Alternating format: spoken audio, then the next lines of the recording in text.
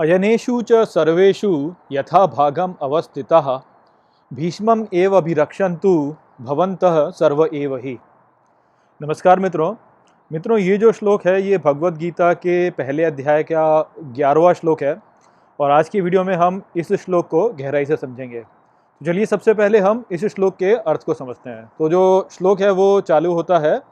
अयनेषु च सर्वेषु, अर्थात और सभी जा करके, यथा भागम अवस्थिताः, अर्थात जो भी उनका भाग है वहाँ पर जाके स्थित हो जाएं। भीष्मम एव अभिरक्षन्तु, अर्थात भीष्म ही की रक्षा करने के लिए भवन्तः सर्व एव ही, अर्थात तत्पर हो जाएं सभी के सभी। तो मित्रों, ये जो श्लोक है इसका अर्थ अब इस रूप से देखा जाए तो ये हो जाता है कि आप सभी लोग, और जो ये सभी लोग हैं ये कौरव सेना है उसके लोगों को जो है दुर्योधन यहाँ पे बोल रहे हैं कि आप सभी लोगों जो हैं वो जा करके अपने अपने स्थान पर जो उनका भाग है उसके लिए अवस्थित हो जाएं, उसके लिए स्थित हो जाएं, उसके लिए खड़े हो जाएं और भीष्म ही की रक्षा के लिए सभी के सभी आप जो लोग हैं वो तत्पर रहें, इस प्रकार से बोल रहे हैं। तो अब हम देख ही रहे हैं कि यहाँ पर जो है दुर्योधन पहले तो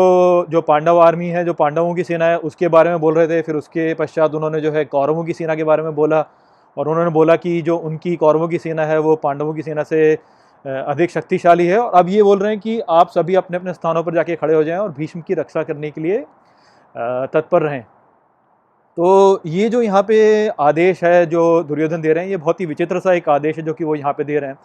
क्योंकि वो कह रहे हैं कि आप भीष्म की रक्षा करें, सभी को ये बोल रहे हैं। तो यहाँ पे हम यही सोच सकते हैं कि वो इसलिए बोल रहे हैं क्योंकि दुर्योधन जो है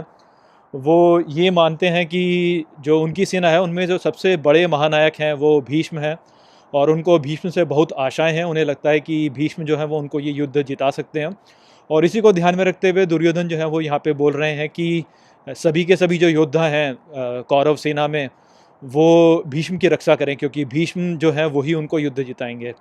तो यहाँ से हम ये देख सकते हैं कि दुर्योधन जो है उनका मन कितना भ्रमित है और कितना वो जो है दूसरे योद्धाओं को भी भ्रमित कर रहे हैं, क्योंकि हम जानते हैं कि जो भीष्म है, भीष्म पितामह हैं, उनको तो वरदान मिला हुआ है इच्छा मृत्यु का, अर्थात उनको कोई भी मार नहीं सकता, वो केवल अपनी इच्छा पर ही मृत्यु को प्राप्त हो सकते हैं, ऐसा वरदान उनके पास में है। और वो एक बहुत ही महान योद्धा भी हैं और बहुत ही ज्ञानी व्यक्ति भी हैं। तो ऐसे व्यक्ति को किसी की रक्षा की क्या आवश्यकता, वो अपनी रक्षा बहुत अच्छे से कर सकते हैं। उनको तो नेतृत्व का जो भाग है वो दिया हुआ है, जो भीष्म है वो ही हैं जो कि जो कौरव सेना है उसका नेतृत्व करने वाले हैं। तो जो नेतृत्व कर रहे हैं उन्हीं को जो है आप कह रहे हो कि इनकी रक्षा करें, तो ये एक बहुत ही विचित्र सा एक आदेश है जो कि दुर्योधन यहाँ पे दे रहे हैं। और दूसरी बात ये भी है कि जो कौरव सेना है उसके जो नेतृत्व करने वाले जो व्यक्ति हैं वो तो भीष्म ही हैं। तो जो सेना है उनको भीष्म के आदेशों का पालन करना चाहिए, ना कि दुर्योधन के आदेशों का पालन करना चाहिए। और भीष्म ऐसा कोई भी आदेश यहाँ पे नहीं दे रहे हैं, केवल दुर्योधन अपनी ओर से जो है सभी को यहाँ पे आदेश दे रहे हैं। तो इस रूप में यदि आप देखें तो फिर से हमें दुर्योधन के व्यक्तित्व के बारे में पता चलता है कि वो एक तो भ्रमित हैं और दूसरा उनके मन में कोई आदर का भाव भी नहीं है। यदि उन्होंने जो भीष्म है उनको सेना का सेनापति बनाया है तो फिर उनको भी जो है भीष्म के आदेशों का पालन करना चाहिए, परंतु भीष्म के आदेशों का पालन ना करते हुए वो सभी नायकों को अपने ओर से आदेश दे रहे हैं। तो इस रूप से आप देख सकते हैं कि जो कौरवों की सेना है उसके जितने भी नायक हैं वो कितने भ्रमित हो रहे होंगे ये देख कर कि दुर्योधन जो यहाँ पे कह रहे हैं वो जब वो सुन रहे होंगे तो वो कितने भ्रमित हो गए होंगे, ये हम यहाँ पे देख सकते हैं। तो इस रूप से हम समझ सकते हैं कि दुर्योधन जो है वो भ्रमित भी हैं और बहुत ही आप कह सकते हैं कि एक ऐसे व्यक्ति हैं जो कि सभी को भी भ्रमित कर रहे हैं। तो ये यहाँ पे हम समझ सकते हैं और आपको ऐसा लगेगा कि ये जो है ये केवल दुर्योधन की मूर्खता है, परंतु हम अपने जीवन में भी इसको घटित होता और देख सकते हैं। अब वैसे मैं राजनीति के ऊपर बात करना चाहता नहीं हूँ, परंतु क्योंकि जो गीता है वो एक बहुत ही यथार्थवादी लेख है और उसको हम अपने जीवन में भी देख सकते हैं कि उसकी जो शिक्षा है उसको किस प्रकार से समझा जाए। तो उसी में हम आज की राजनीति में, जो आज की भारतीय राजनीति है उसमें भी देख सकते हैं कि जो आज के समय कांग्रेस पार्टी की स्थिति है उसको हम समझ सकते हैं क्योंकि अभी जैसे कुछ दिनों पहले बाराक ओबामा की जो पुस्तक थी वो आई, और उसमें जो है उन्होंने राहुल गांधी के बारे में कहा है कि राहुल गांधी जो है वो उनकी उनकी जो क्षमता है एक राजनीतिज्ञ के रूप में वो अभी भी विकसित नहीं हुई है। उनके अंदर अभी एक अच्छे राजनीतिज्ञ की जो गुण हैं वो नहीं विकसित हो पाए हैं, ऐसा उन्होंने कहा। और हम देख सकते हैं कि ऐसा ही हो रहा है इस समय पर, कि जो कांग्रेस पार्टी है वो बहुत ही भ्रमित है और बहुत ही कन्फ्यूज़्ड है। यदि आप देखें तो जैसे अभी कश्मीर में जो गुपकार डिक्लेरेशन हुआ, उस गुपकार डिक्लेरेशन को लेकर ही आप देख सकते हैं कि किस प्रकार से जो कांग्रेस पार्टी थी वो बहुत ही कन्फ्यूज़्ड हमें दिखी।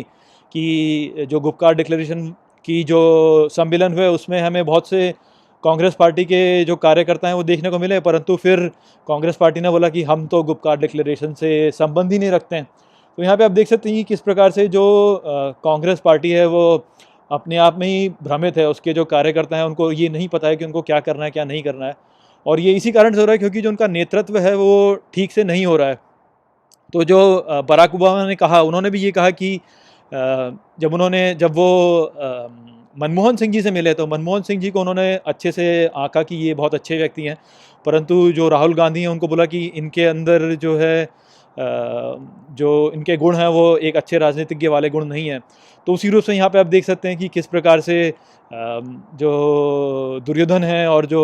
भीष्म पितामह हैं उनके बीच का यदि आप संबंध देखें, और जैसे राहुल गांधी और मनमोहन सिंह के बीच का संबंध आप देखें, तो उस प्रकार का एक संबंध आप देख सकते हैं यहाँ पे, जो कि गीता में भी हमें यहाँ पे देखने को मिलता है कि दुर्योधन जो है वो कुछ कह रहे हैं और भीष्म पितामह के बारे में कुछ और कह रहे हैं। और दुर्योधन की एक और बात जो हमें यहाँ पे समझनी चाहिए वो ये है कि दुर्योधन को ये भी तो समझना चाहिए कि जो भीष्म पितामह हैं उनका मनोभाव किस रूप में है। क्योंकि जब आप महाभारत को आगे देखते हैं तो आप वहाँ पे देखते हैं कि जो भीष्म पितामह होते हैं वो पांडवों को स्वयं ही बता देते हैं कि आप मेरे साथ में युद्ध करते हुए किस प्रकार से मुझे हरा सकते हैं। तो यहाँ पर तो दुर्योधन बोल रहे हैं कि आप भीष्म पितामह की रक्षा करें, सभी को बोल रहे हैं, सभी कौरव नायकों को बोल रहे हैं, परंतु भीष्म पितामह का जो स्वयं का मनोभाव है वो एकदम ही विपरीत है। भीष्म पितामह ने स्वयं ही जो है पांडवों को बता दिया कि आप मुझे कैसे हरा सकते हैं। तो यहाँ से भी हम देख सकते हैं कि कैसे जो दुर्योधन है वो एकदम ही डिल्यूडेड है। उनकी जो मानसिक स्थिति है वो एकदम ही जो सत्य है, जो वास्तविकता है उससे एकदम ही परे है। ये भी आप यहाँ पे समझ सकते हैं। तो इस प्रकार की बातें होती हैं जो कि हम अपने जीवन में भी देख सकते हैं, और इन शिक्षाओं को जो है हम अपने जीवन में भी लागू कर सकते हैं। तो आशा करता हूँ कि मैंने जो है इस श्लोक को आपको गहराई से समझा दिया होगा। अब आप समझ गए होंगे कि इस श्लोक में गीता में हमें क्या बताया जा रहा है। इसी के साथ इस वीडियो को मैं यहीं पे समाप्त करता हूँ। अब मैं आपसे अगले वीडियो में मिलूँगा। चलिए, नमस्ते।